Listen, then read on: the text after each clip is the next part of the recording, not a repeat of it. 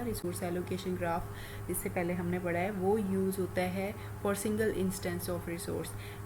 Multiple instances क्या होते हैं कि अगर जैसे 5 प्रिंटर्स हैं, 4 टेप ड्राइव्स हैं, तो वो मल्टीपल इंस्टेंसेस है। अच्छा, ये जो बैंकर्स एल्गोरिदम है, ये इसमें रिक्वायरमेंट एक है कि प्रोसेस जब रिक्वेस्ट करता है फॉर द रिसोर्सेज, तो मैक्सिमम वो पहले रिक्वेस्ट कर लेता है कि मुझे मैक्सिमम ये रिसोर्सेज चाहिए, और जो बैंकर एल्गोरिदम है वो चेक करता है इफ़ हम ये एलोकेट कर दें तो ये सेफ़ स्टेट में रहेगा, सेफ़ है इसको एलोकेट करना, अगर उसको एलोकेट करना सेफ़ है देन एलोकेट कर देगा, otherwise resources are not allocated. तो बैंकर्स एल्गोरिदम जो है उसमें 4 कंडीशंस डेडलॉक की जो हैं वो आती हैं, लेकिन 1 is prevented. 4 mutual exclusion, hold and wait and no preemption जो है, ये कंडीशंस तो कैरेक्टरिस्टिक्स इसमें है, लेकिन ये सर्कुलर वेट नहीं बनने देता। तो हमने पढ़ा था कि ये जो 3 कंडीशंस, क्या बल्कि 4 की 4 कंडीशंस है, ये चारों अगर फुलफिल हो रही हैं तो डेडलॉक आता है। अगर एक भी कंडीशन बीच में से मिसिंग है तो फिर डेडलॉक नहीं आएगा। तो इसमें प्रोसीजर क्या है कि प्रोसेस रिक्वेस्ट करता है रिसोर्सेज की और एट अ टाइम 1 रिसोर्स की, ठीक है।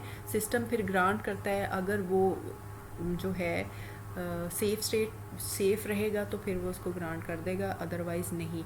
और algorithm different kind of data structure use करता है to implement the deadlock avoidance. अब हम इसमें मैट्रिक्स जो यूज़ होते हैं वो हम पढ़ेंगे।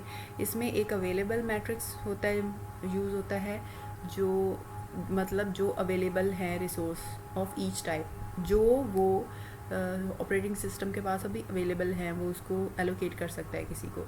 फिर मैक्सिमम क्या है, n इंटू एम, ये maximum requirement of each process है, ये हर प्रोसेस को कितने चाहिए।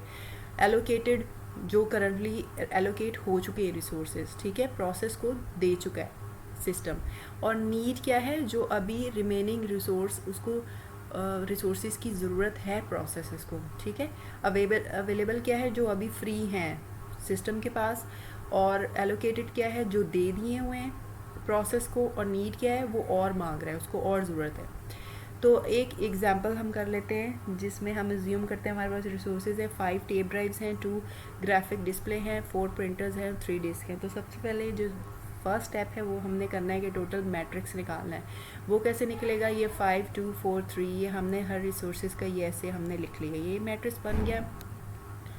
नंबर 2, हमें एलोकेशन मैट्रिक्स ये भी गिवन होगा और नीड मैट्रिक्स, ठीक है। ये कैसे, इसमें एलोकेशन में देखिए ये प्रोसेस ए है, ये बी है, ये सी एंड डी।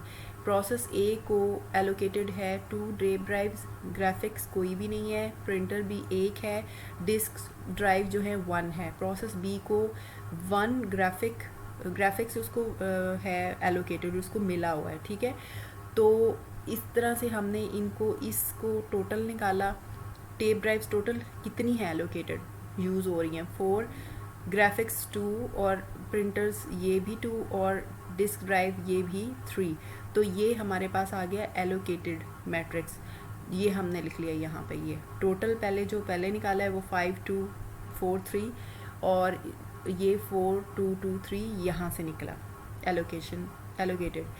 अब नेक्स्ट थर्ड स्टेप, जो नीड मैट्रिक्स हमें मिलेगा, नीड मैट्रिक्स में क्या है, जो उसे और मज़ीद चाहिए, more resources for the execution, process is requesting.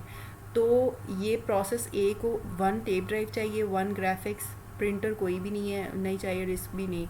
तो प्रोसेस जो बी है उसको सिर्फ 1 ग्राफिक्स एंड 1 प्रिंटर चाहिए, 2 डिस्क ड्राइव। इसी तरह से सी एंड डी का। तो इसको हमने, ये हमारे पास नीड है।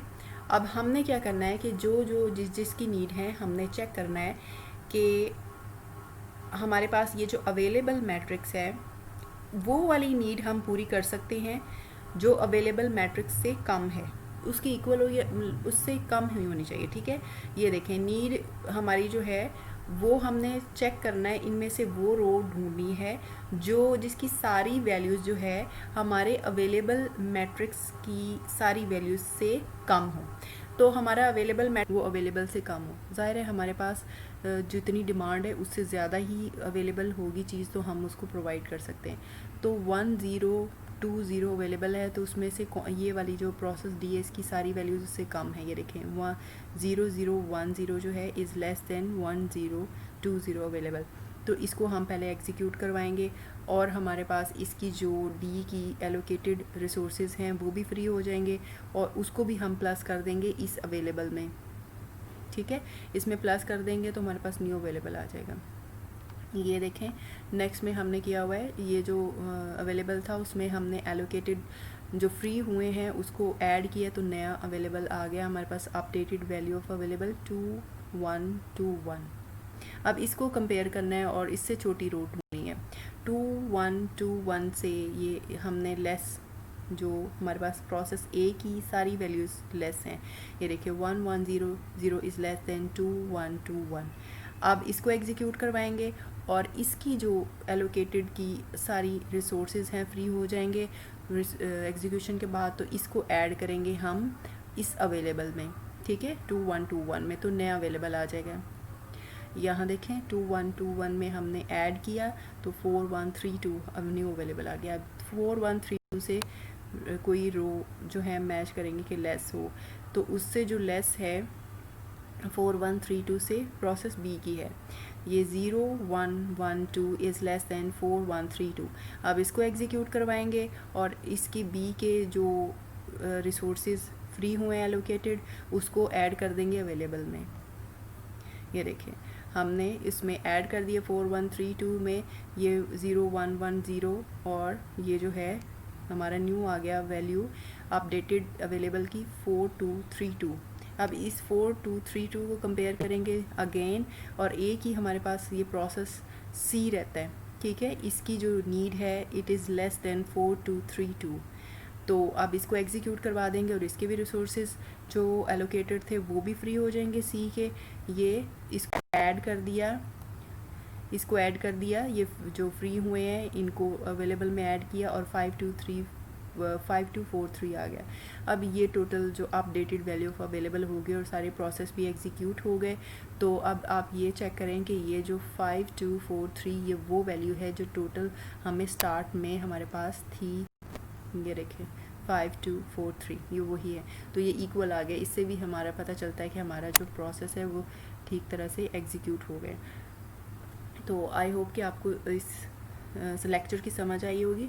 तो आप वीडियो को प्लीज़ लाइक करें एंड शेयर करें and thank you so much for watching. Subscribe to the channel. अल्लाह हाफिज़।